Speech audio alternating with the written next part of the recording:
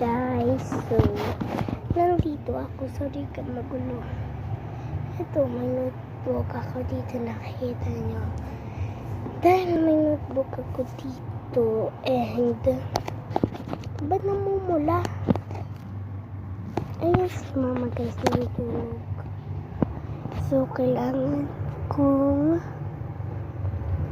alam mo na, manood ng cellphone. Dito tayo manonood sa YouTube. So, kung napapanood mo to, it's mean magiging famous ka sa susunod na New Year. So, I hope na totoo yun. And you will turn 10, 9, or 8 or something.